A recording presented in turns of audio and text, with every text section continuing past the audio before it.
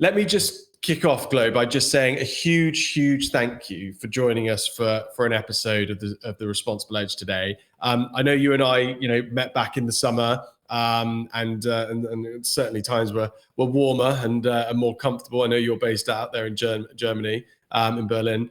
But it's fantastic to have you on the show. I'm delighted that we've managed to find some time to do this. You're a very busy person. Thank you for coming on. Thank you, Charlie. And I've read a lot about the great work that your organization does. And I'm really excited and honored to be here on your podcast and be able to share some thoughts, which hopefully are value adding and inspiring. Glo, that was beautifully done. Well, as we've spoken about, as you well know, first sort of 20 minutes of the show, we really want to dive into and get to know you as best we possibly can. So, really with a lens, I think, on ethical, responsible, sustainable corporate practice, and what those things mean to you. Can you just take us back to kind of the beginning part of your career, and perhaps even before that, perhaps even to childhood and to education? Like, when did these themes around, having impact and doing things the right way, when did those first sort of raise their heads for you? And just give us a flavor of your background and experience. Oh, I love that question. Let's take it way back. Okay. But yeah, just a little bit about me in a nutshell. So I'm Glo Guevarra from the Philippines, as I've mentioned, speaking or calling through from Berlin. I have been a development practitioner for over a decade now, and have been in this field, worked across different sectors, in development finance, some development consulting. I've worked in social development on the civil society engagement side. And now that I'm in the private sector, I am focusing on impact measurement and management and sustainability reporting, which is a bit of a mouthful. Before I entered into the working world, my focus in my education is in political economy, with a specialization in international development. And if I take it way back, I guess where I got really inspired was I used to teach kids in a voluntary capacity. So that was, I like working with kids, I like working with children, and I'm trying to remember what sparked the interest in, because when I was in university, I was meant to write a dissertation about what I thought was the most important or salient social issue at the time. Mm-hmm. And I, out of nowhere, just decided child labor. I'm sure that didn't come out of nowhere, but that stemmed from, I guess, this belief that children and adolescents deserve to live the lives that they, live their lives in the fullest. They should have an education. They should be safe, and not have to worry about making living. Though I acknowledge and I realize that this is the reality for a lot of families that don't have many options. But I wanted to understand better what are the causes, and maybe ways to mitigate child labor, which is quite a heavy topic for a dissertation, at least in university. So that's what I think. It's not a Glo. Sorry to interrupt you, but it's certainly not some sort of light relief during your university experience. It's definitely you went in with a really tough topic there, and but inspired crucially by your earlier experience of working with children. Was that in you mentioned a voluntary capacity? Was that in a sort of a tutoring role, or was that in were you working within a school? Like, just so that people have got a real flavor. Like, where are you in the world when you're doing this right now? Through all of that.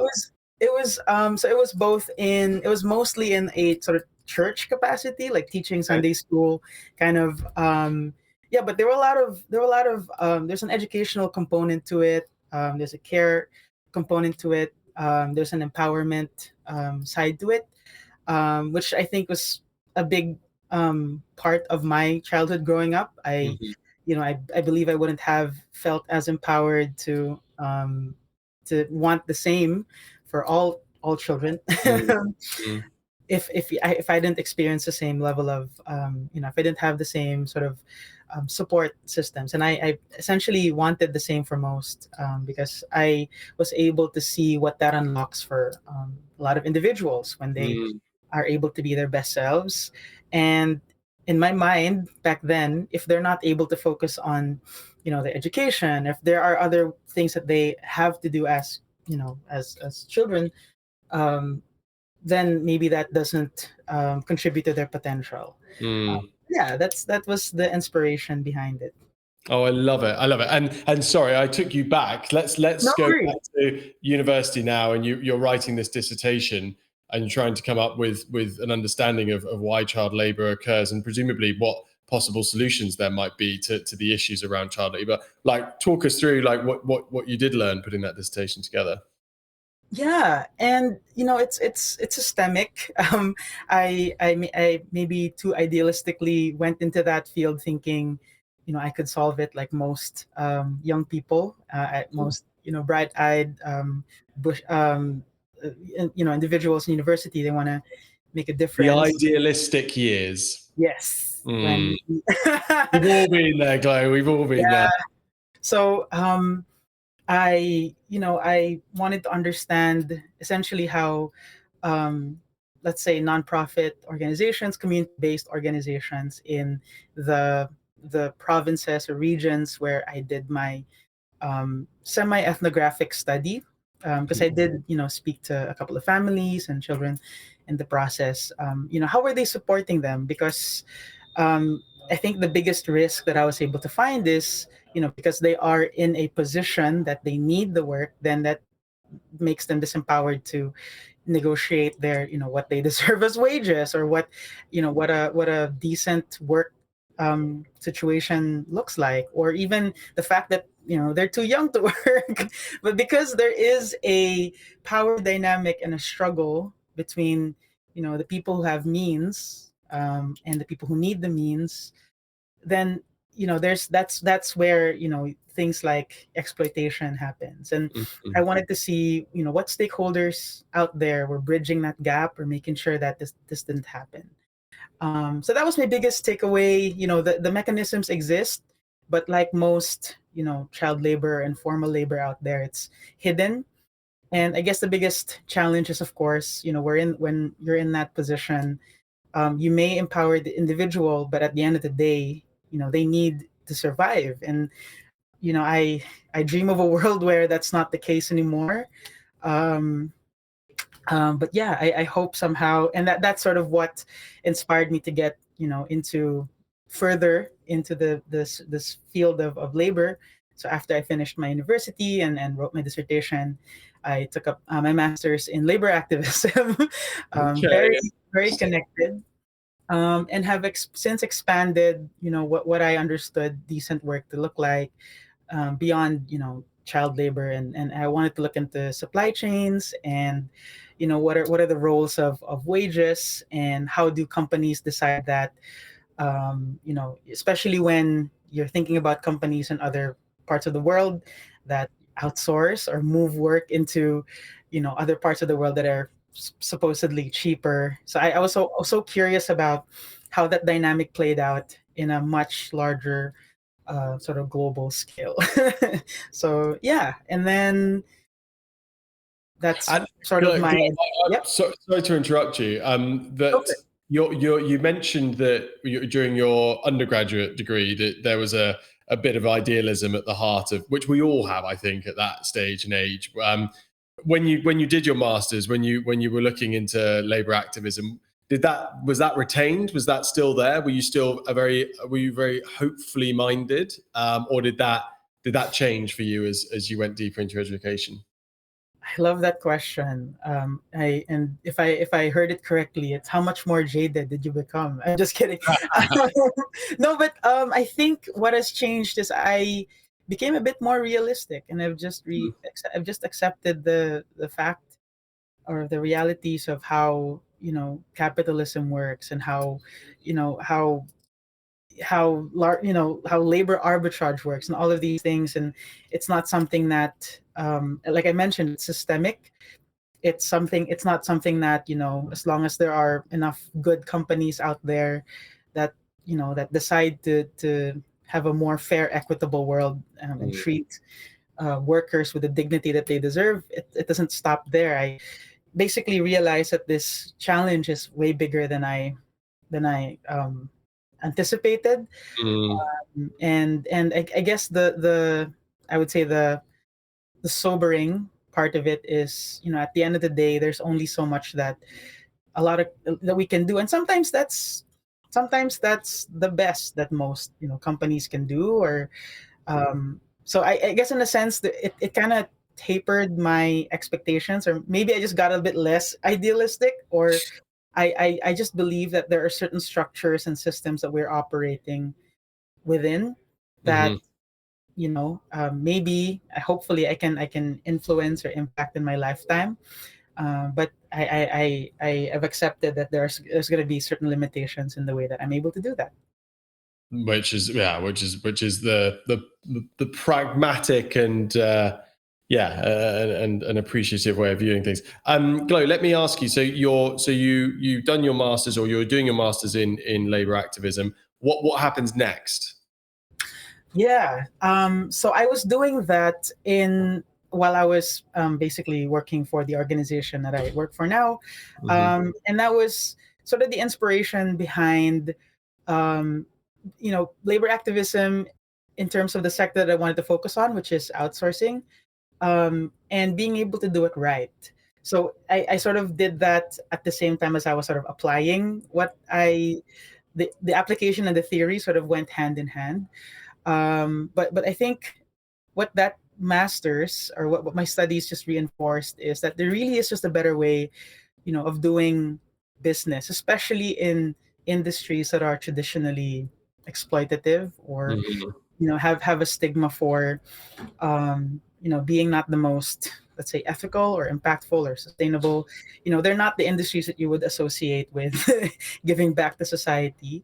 And I believe that's I don't believe in that mental model, because that feels a bit defeatist. I think I genuinely believe that if a business wants to do things right, even within the sector that it's chosen, that they can do it. Maybe there are certain other industries that I won't mention that are just completely problematic altogether, but I think there are some that you know I mean, the model itself may be perceived as, you know, exploitative, extractionary, and all of these things. But, if there are things that businesses do intentionally, to make it better, and hopefully change the whole landscape or the whole industry, and other companies that believe in the same thing, it's possible. And I've seen it happen. Claire, that was beautifully put. Let me ask you. You mentioned you've kind of alluded to Boldr. Can you give our we'll obviously touch upon this in the main body of our conversation as well. But just for our listeners out there that are intrigued and want to learn a bit more about what the organisation does, can you just provide a bit of a flavour and maybe specifically explain for our listeners what your role as Global Head of Impact actually means for the organisation? Sure, I'm happy to, Charlie. So, Boldr, in the simplest sense, is an outsourcing company. We build global teams for our clients that are mostly North America, and we help them find the extension of their teams in countries like the Philippines, South Africa, Mexico. We've also got a team in Canada. We are the largest global B Corp. So one thing I'll explain shortly, but it's essentially, we're the largest global B Corp in the outsourcing space. And I always find that, to be a bit of a contradiction, or I understand how that can be perceived as, how does that work? And it all goes back to, the reason it was founded. David Sadolski, our CEO and founder, he founded Boldr in 2017. But before that, he had another business, which was also a BPO, and it was run in the most, traditional, profit maximizing, non impactful way that you can imagine. And this was his first BPO business, which he founded in the Philippines. And he was running this with his best friend and business partner for about 2-3 years, until his best friend and business partner passed away suddenly of an aneurysm. And that was, it's moments like those where it really made David reevaluate what his legacy was in life, and Mm. what was he leaving the world, and how short the time we have we have. And was that all that was that all that he wanted to do, essentially, which was amass as much wealth as possible. Hmm. And he said, well, the only way that the only business that I know how to do best is this in an outsourcing capacity. And he acknowledged that in an outsourcing relationship, the party that is most marginalized is essentially is the workers, Hmm. because companies they're able to make a larger buck out of cheaper labor, just to put it very simply. Hmm. But he believed that it doesn't have to be that way, because that is ultimately the choice of the outsourcing companies and also the clients. So he sold his first. Oh, go for it. Sorry, Glo. I want to pick up on that for my very naive mind when it comes to outsourcing or recruitment. Can you just explain how you've just alluded to the fact that it's down to the client and the outsourcing company that it's up to them to basically change the direction? Like, how does that happen? How do you not end up with a situation where an organization goes, right, we want to find the cheapest labor that we possibly can in order for us to ultimately realize the best return for our business? I think that's the simplest that's starting point. It's not racing to the bottom, Charlie. It's believing that as not cutting as much as they can, which typically happens on the wage side of things. Not just the wage side of things. It's things like benefits. It's things like leaves. It's the way that you structure your pay, so that you're squeezing the most out of every minute that your team member, your worker, your agent is working. Mhm. It's not thinking about people as simply, you know I'm sorry for the term, butts in seats, or like there's so many very there are many dehumanizing ways that in this field people are perceived as just essentially people who produce things. And start and the best place to start is to see them as individuals with potential, people who add value to your company, and ultimately are the reason why you're going to be able to succeed, because the resource that I mean outsourcing companies are leveraging or using is a person's talent, time, and their abilities. Hmm. So, Glo, out of interest, do you at Boldr, and we will talk about Boldr again at the end of the show, but I'm fascinated. So, what are the sorts of organizations that work with Boldr? Like, are they, in terms of, they are organizations that have that mindset and have that appreciation that you just described, which is to not just simply view it as how can I get this done as cheaply as possible, but to view all of the other values and benefits, if you like, of actually paying a suitable wage and actually like enabling an outsourced team that are, as you say, empowered to provide additional value to the company. Can you just touch upon a little bit more about the mindset of the organizations that you work with? Yeah, and to be completely transparent with you, Charlie, we've come a long way in the 7 years that Hmm. Boldr has operated. When it was starting, of course, we weren't as selective in the clients. Usually, you know, clients that tend to need an outsourcing partner, and we would try to match their prices, and sometimes it would be not in the interest of, let's say, a living wage. And this was truthfully how it was starting. We didn't have a lot of mission aligned clients as much as we do now. But I think especially when we established our theory of change, and when we became more intentional around our impact business model, and how you tie in your impact, your sustainability with your economic engine, we became more conscious of the clients that we would work with. And right out the gate, the biggest one would be you know clients who are overly cost conscious. And again, I understand and we acknowledge that there's a place for that. we wouldn't, our strategy is, we may not be the partner for you, given the budget constraints that you have. These are some of the options that you might want to consider. But for us, it's important for us that the client understands, very basic things, which are, um, this is what part of your partnership with us goes to, salaries, wages, benefits. We should be able to give people leaves, and be able to make sure that they have everything that they need to be able to be set up for success, not just in their work but also in their personal lives. And so we make that very clear right out the gate, even when we're in sales conversations or discovery calls. um, we're very, I would say, upfront with Hmm.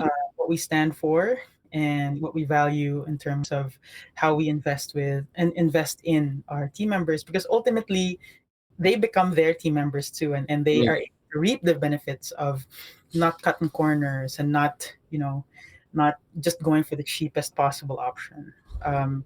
So we've over the years we've managed to get socialize that message more strongly, and that's resonated with a couple of B Corps or a couple of companies who maybe are not B Corps yet but have a certain mission alignment, or somehow it's part of their of their way of working to not be overly profit focused. So Hmm. I would say that's just sort of the broad spectrum of the clients that we work with. And we know when we're able to find a mission fit client, and it works so magically.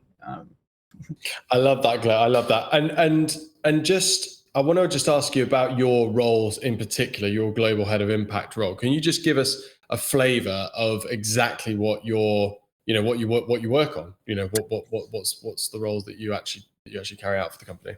Yeah, that's great. So we have a mission, and my job is to make sure that we are living out, measuring, and continuing to maintain that mission. Just to put it very simply, I make sure that all of our processes across, not just the individual sustainability initiatives, but also our people policies, our even our relationship with clients, or the way that we're recruiting, hiring, and all of these things that contribute to the team member experience align with our commitments to being a B Corp, to being, to the sustainable development goals, but Hmm. ultimately to our promise to ourselves that we are going to do outsourcing differently and in a more ethical way.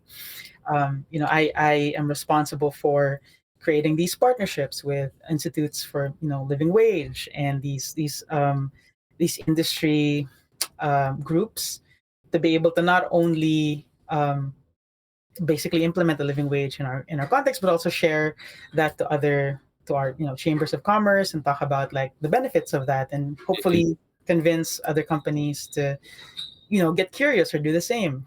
Hmm. Uh, I also oversee our how we actualize or implement our theory of change, which is, as I've mentioned, how we combine our impact promise with business results. Because I think that's the biggest proof that we're all of us are trying to make, and by tying our clients' success to things like retention, loyalty, and high CSAT scores, and it's just really making the connection across these different metrics to be able to prove that it's way better to partner with or operate as an ethical and socially conscious organization.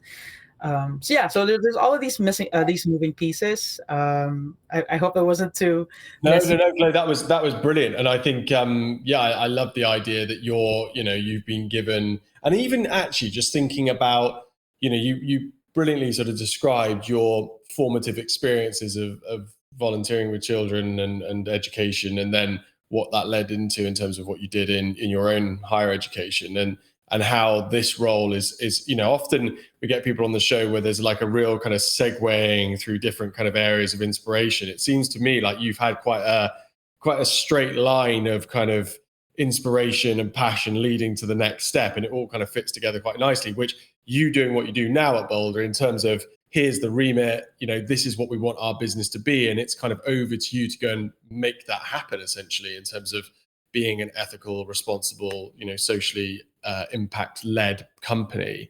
I think that all fits together really nicely. It's it's a really compelling story, Glo. I really enjoyed going through it with you, Dan. Brilliantly, we've actually just totally bashed out our normal timescales on things. We've had 25 minutes on you. Can you believe it? I know we've only just touched the surface. We could definitely go in and talk about your background in more detail. But let's move on now, if possible, Glo. Yeah. Would you mind introducing, I think it was Katie Askew in the Food Navigator Europe in August 2020. So a few years ago now. I always think it's quite interesting to talk about an article from a few years ago and kind of draw on, whether or not it still rings true, if you like, in terms of what it covers. But would you mind just starting by introducing the piece to our listeners, and then perhaps just pulling out from it whatever the most interesting and salient points were for you? Yeah. I got really inspired by the piece that you shared. Katie Askew, I hope I'm saying their name right. But the piece argues that radical transparency is needed to overcome greenwashing skepticism. And one of the things that, essentially the main argument of the piece is that greenwashing is a tool that a lot of companies nowadays are using as a means to increase profits and to improve their reputation, because there are real let's say financial benefits or outcomes or even sales benefits from presenting as an ethical company, even if maybe that's not the full story. But the reality is, a lot of consumers nowadays are very conscious.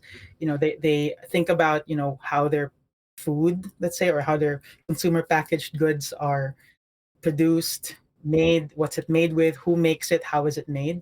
And that really drives consumer behaviors, and a lot of these larger companies are catching on to how these behaviors are changing. And so this phenomenon of greenwashing is pretty rampant. And the article argues that when there is a dissonance between what you actually preach versus what you practice, which is what greenwashing is. It's just window dressing or saying that you're doing good for the environment when in reality you're doing bad for the environment. It creates a breach of trust with the customers, and ultimately becomes worse for you in the end. So I think the article presents a more intentional and I'd say radical way of being transparent. That is just beyond this is what we do well, and which is perceived as greenwashing.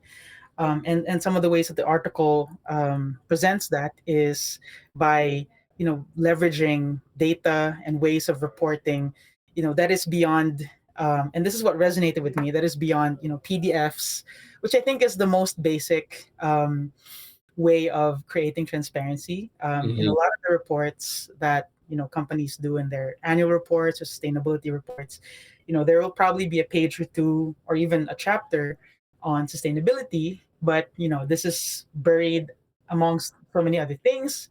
So it isn't, I wouldn't say it wouldn't be the most transparent thing. It's something that consumers will have to dig through, which they probably don't at the end of the day. And I think what the article is arguing is putting transparency front and center, and even volunteering that information before consumers ask for it, before there's a scandal, before there is any sort of any sort of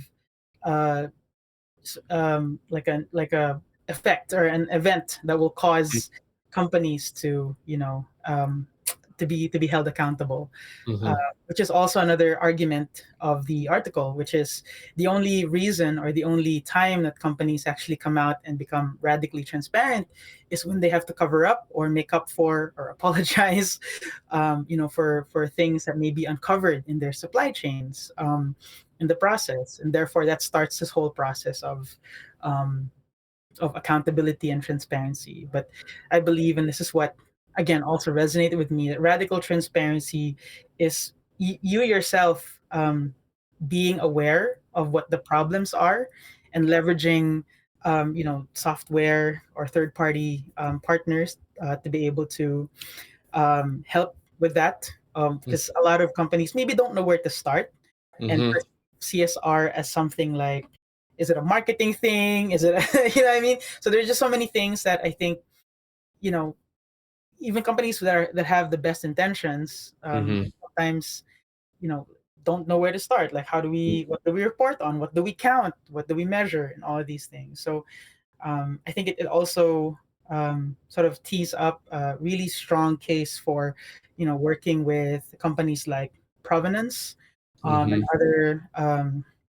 other platforms that essentially make it easier for companies to become more transparent. And I think the other real benefit of that is, and this is something that as impact measurement practitioners, us we say that impact is, when we do impact reporting, we're essentially marking our own papers.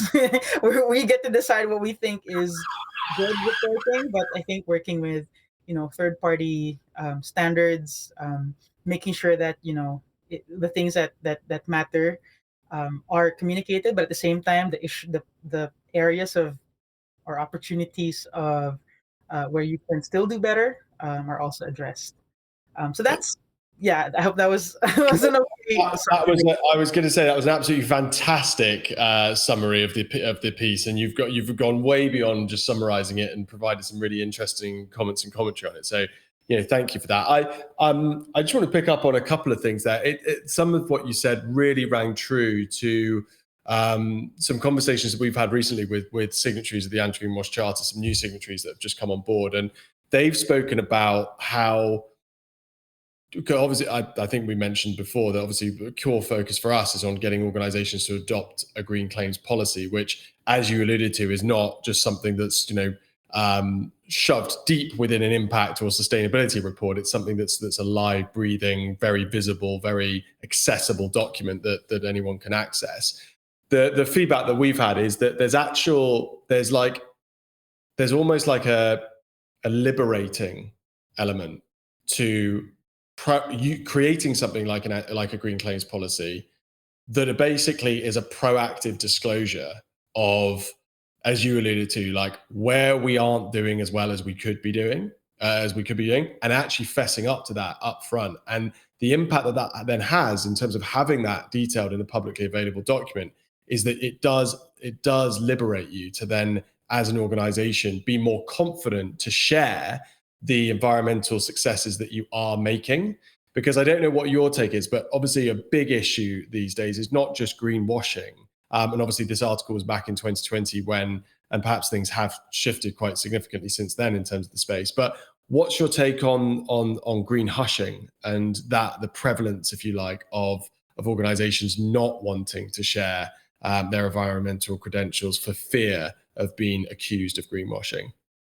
I think that's the root of it, Charlie. As you've mentioned, it's really fear based. Both green hushing and greenwashing are I would say ways to sort of get ahead of things that companies know that they're already doing not great in. And Mm, that's, I think, the fact that that practice does exist points to, it's almost like companies are telling on themselves by greenwashing and greenhushing. yeah. So that for me is a big, it's a red flag. um and I think it's I would just say straight out the gate, it's lying by omission, Mhm. lying to consumers by omission, and lying to your stakeholders by omission. And I think the one of the things that the article points out is that it's easier to do this when your supply chain, your global supply chain, is complex, because it's Mhm. one thing for the consumers to think about how this is impacting them personally, but to go the extra mile and think about who made this, what's the what's their wage situation, how are they treated as workers, is so much harder, or it's not something that it's easier to hide that. And Mm. again, like that's what I mentioned around sort of checking your own papers. What you leave out is green hushing, or Mm, what you don't communicate is green hushing at the end of the day. And also not communicating the limitations of what you are reporting is also green mm, hushing. But again, it takes a very critical, I guess, consumer base to be able to call that out. mm, I hope for a world that that is as sort of thoughtful and critical around about all the different things that goes into their day to day and what they consume. mhm. Um, but yeah, that's my take on it. Look, Glo, it's fascinating. Let me ask you. I want to ask you regarding, you brilliantly described earlier the kind of profile of client you typically work with at Boldr, and the fact that there's essentially that alignment, if you like, in mission and impact, and essentially like ethos, really, between yourselves and a lot of the clients you work with. For how many of them do you think the issue around sort of reputation management and not having accusations, if you like, of malpractice or an unethical approach, which I guess could fall into that greenwashing kind of issue, if you like? How many of them do you think that's a particular problem they're looking to address by working with you guys? That's Charlie, it's a really good question, and like to simplify, I don't. I would say zero. In Okay. terms of trying to I mean, save for a couple of B Corps, I think there is a benefit to working with with B Corps because it does improve their score. But I think that's the unique position that we're in as an outsourcing partner, is Hmm. because for most of our e-com clients, what consumers care about is the product that they receive, and Hmm.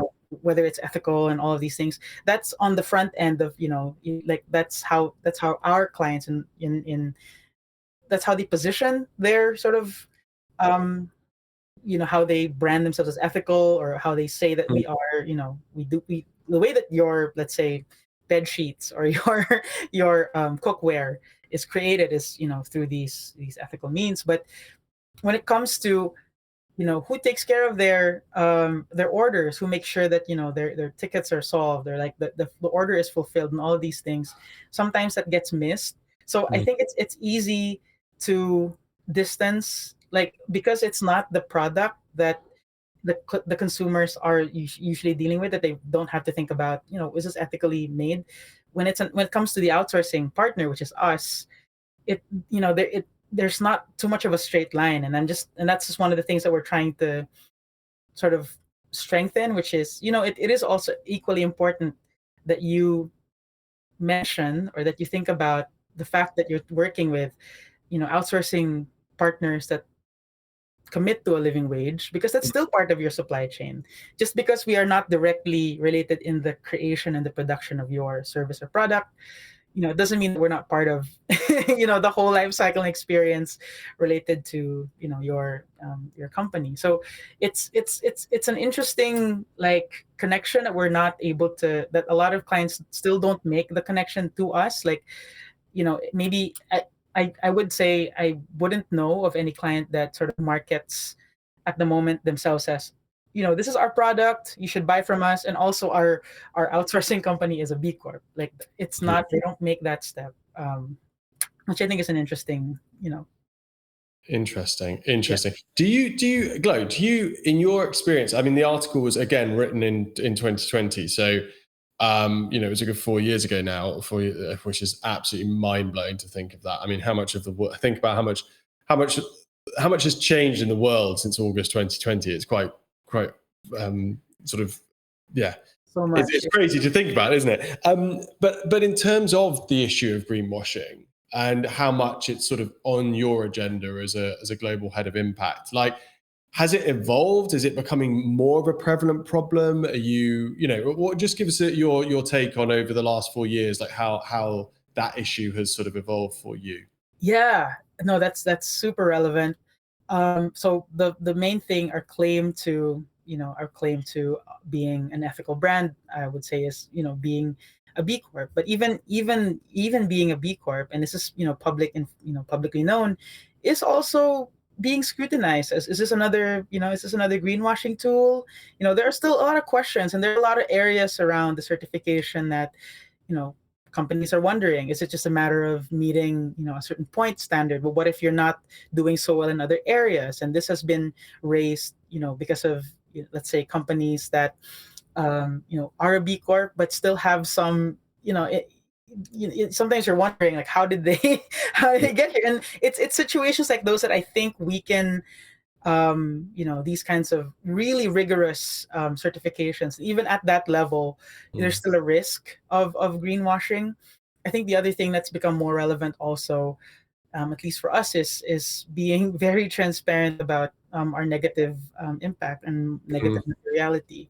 And it's not a new practice, I think, but I think we've we've come to a stage where we're like, okay, we talk a lot about, our mission, purpose, and being a B Corp, and being in, all of these commitments in UN Global, Compact, and hopefully the anti-greenwashing charter in the future.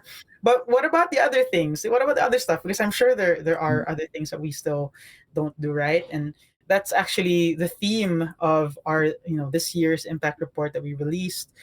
We have a whole chapter, which I think we need to make more front and center around, what are the negative impacts of working the night shift, or, the fact that we are, very dependent on, these servers, and what does that do with our carbon, the way that we're creating carbon, and, our offices, and all of these things. Are we, contributing to, an unhealthy lifestyle, and all of these things that we just need to, just own and acknowledge. And also, after we've owned it, like, also explain or talk about how we mitigate it.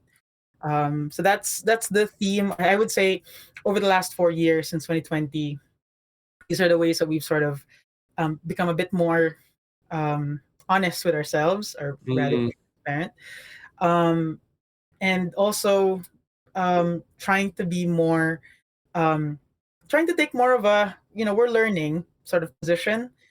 We may be doing a lot of things. We're a bit more ahead in terms of, living wage practices, and, impact sourcing, and all of these things. But that's barely scratching the surface. Or at least I'd love to stay in that mindset that there's still so much more in this industry that we need to correct. And before we get to the correction, we need to figure out what needs to change first. And the biggest ones are obviously what I've just mentioned, at least in our context. Glo, I love that. I think there's a few things. I love that learning. Use the term, that learning mentality. Like, I think somebody on a recent podcast used the term clumsy when talking about, like, sustainability initiatives, and I thought there was